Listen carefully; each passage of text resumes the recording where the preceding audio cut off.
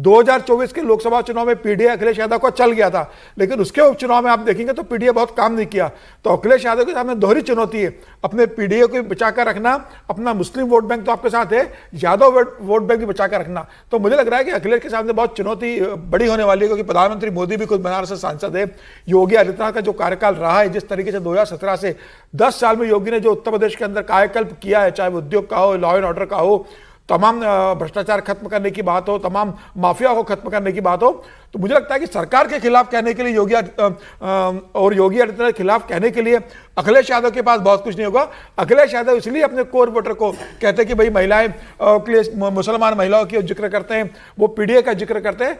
अखिलेश यादव के लिए चुनौती बड़ी है। भारतीय जनता पार्टी बहुत मजबूत उत्तर प्रदेश के अंदर है और मोदी और योगी है, तो फिर अखिलेश यादव के लिए उत्तर प्रदेश कितना मुश्किल होगा ये दिख जाता है। एक छोटा सा, चूंकि ये चर्चा खूब चल रही है सोशल मीडिया पर, ये बज है जो गोरखपुर और करहल वाला है, तो सिर्फ तथ्य के तौर पर कन्नौज से डिंपल यादव सुब्रत पाठक से हार चुकी 2019। मैं वही कहता हूं, मुलायम सिंह की बहू हार गई, मुलायम सिंह की बहू हार गई। और इतना ही नहीं, जैसे कहा जाता है कि मैनपुरी तो पूरब का मैनपुरी है आजमगढ़, आजमगढ़ में 2019 में अखिलेश यादव जीते दिनेश लाल यादव निरहुआ को हरा के, लेकिन 2022 के उपचुनाव में जो अखिलेश यादव के ही भाई हैं, चचेरे भाई हैं, जो भतीजे हैं मुलायम सिंह यादव के, धर्मेंद्र यादव, उनको हराया दिनेश लाल यादव निरहुआ ने। तो ये कहना कि आके यहां से लड़िए, तो चुनाव मुलायम सिंह यादव जी का परिवार कहां कहां से हार चुका है उसका जानना जरूरी है, कन्नौज और आजमगढ़। चुनाव हारना जीतना बहुत महत्वपूर्ण नहीं है, क्योंकि चुनाव तो हारे जीते जाते ही हैं, हमेशा कोई हारता है कोई जीतता है। लेकिन मैं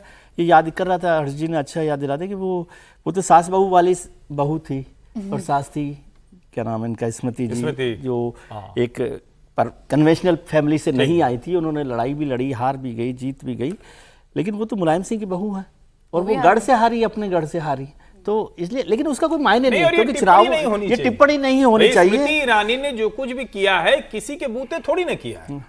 आप अगर किसी, और ये मैं देखता हूं, हारना जीतना जो है ना, आप किसी पुरुष के लिए इस तरह से बात नहीं करते, महिला के लिए बात करते हैं कि वो कैसे यहां पहुंच गई, तो पुरुष कैसे यहां पहुंच गया, उसके काम को बीच में लेकर आते हैं और ऐसा कमेंट लोकसभा के अंदर करते हैं, और इससे सधे हुए शब्दों में शायद जवाब मिल सकता जैसे था। भी जिक्र किया गया कि हर्ष जी ने बहुत अच्छे से बात की कि यदि भारतीय जनता पार्टी इस समय किसी महिला राष्ट्रीय अध्यक्ष को बनाती तो एक नैरेटिव बनाने में ज्यादा मदद मिलती। जो अभी सवाल खड़े कर रहे हैं ममता जी भी, या और पार्टी में बीजेपी ने राष्ट्रीय अध्यक्ष महिला नहीं बनाया, स्मृति जी की भी चर्चा हुई। स्मृति जी की चर्चा इसलिए होती क्योंकि वो बहुत वोकल और ताकतवर नेता है। हालांकि मुझे बहुत कम संभावना स्मृति जी की लगती है, लेकिन भारतीय जनता पार्टी ऐसे नेता को बर्दाश्त करे जो अपने तरीके से सोचता हो, जो अपने तरीके से लड़ाई लड़ता हो। उनको ऐसे ही राष्ट्रीय अध्यक्ष चाहिए। अभी देखा मैंने योगी जी की प्रेस कॉन्फ्रेंस थी आज सुबह वाली, जिसका आप चर्चा कर रहे थे, उसमें जो एनडीए का बैनर लगा था उसमें राष्ट्रीय अध्यक्ष की फोटो नहीं थी, पार्टी यही भूल गई।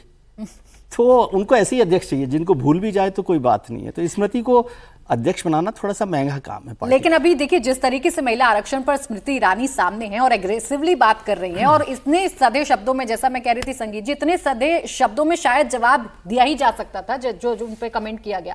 सास बहू वाले उनके प्रोफेशन को आप लेकर आते हैं, उन पर कमेंट करते हैं, उनके हार पर कमेंट करते हैं, तो वो भी एक चैलेंज दे देते हैं कि आइए लड़ लीजिए गोरखपुर से। देखिए, अखिलेश यादव ने जो स्मृति ईरानी के लिए बोला वो निहायत ही घटिया जिसे कहा जा सकता है, वो निहायत ही घटिया था, बेवजह था, कोई कारण नहीं बनता है। अखिलेश यादव जहाँ पर हैं वो उनके परिवार से आया है।